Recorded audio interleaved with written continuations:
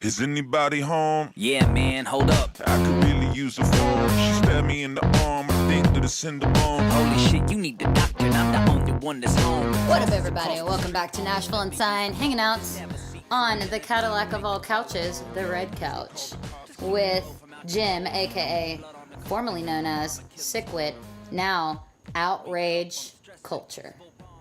We moved to Los Angeles because Nashville, I'll put it to you like this. We're going to real talk for a second. Okay, let's get real, man. It takes hip-hop being fucking the number one genre in the world for Nashville to go, oh, hip-hop, okay, we can allow you to exist. We're still going to check the artists before the show. We have to approve them because we're a venue.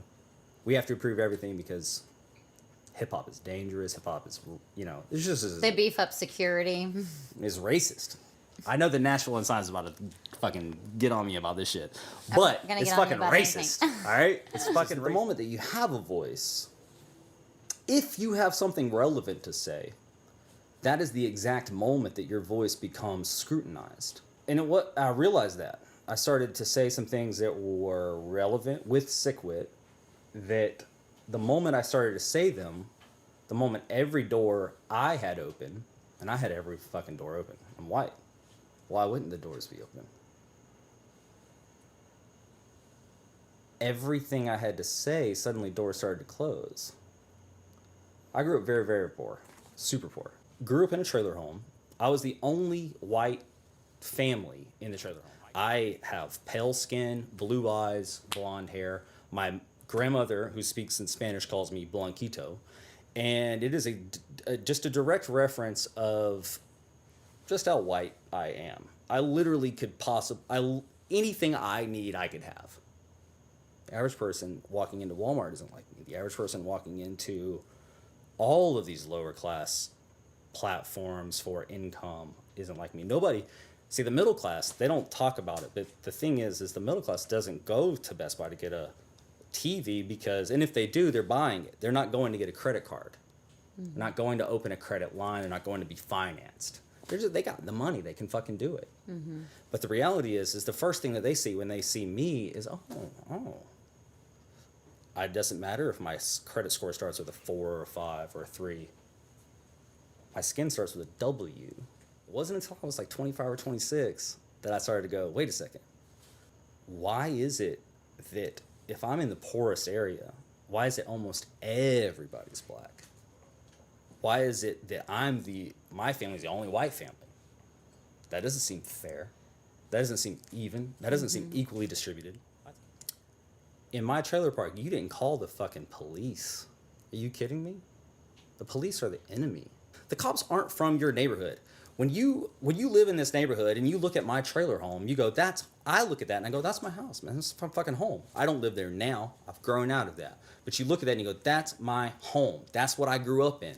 I love this. This is my home. This dent in the wall right here, this hole in the wall, that dent might have come from a baseball. That dent might have come from a basketball. It's just your home. But when a cop rolls up and they're in the fucking neighborhood, they don't look at that home and go, oh, this home's in disarray because these rowdy ass kids aren't reprimanded. Mm-hmm. They look at that home and they go, this ain't safe. Make sure your weapons are out. I came to this conclusion. Sorry, I have a passion. No. I'm taking it over. Outrage culture has to let it out. Right? It's this. When I was a kid, my ass would have been dead. All of my neighbors are dead. In fact, I only have one neighbor that I grew up with who is alive. Can you guess what race he is? He's fucking white.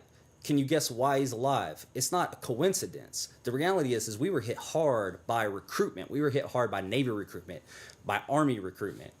Our area was just consumed by that.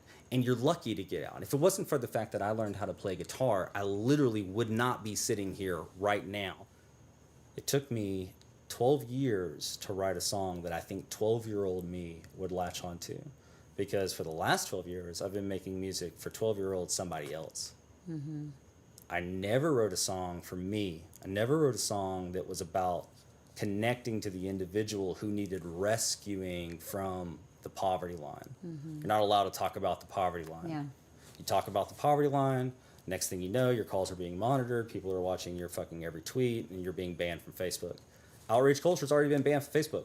I created Outrage Culture, and by the title alone, was banned from Facebook. A lot of people that I know gravitate toward the realness. So I think for Outrage Culture, yeah, it's going to piss off some people. It probably is, but it's probably a lot of things that need to be said, just like a lot of other movements that have happened in this country in the past 5 years. I think those movements were things that need to be said, and people had the balls to say it. I think that that's exactly the shore that we stand on. I think that there is a ocean of artists that want to voice their opinion, and those opinions aren't just tethered to the success of somebody else. Mm-hmm. That they are just anchored in who they are as a person. And that's who I hope to connect with.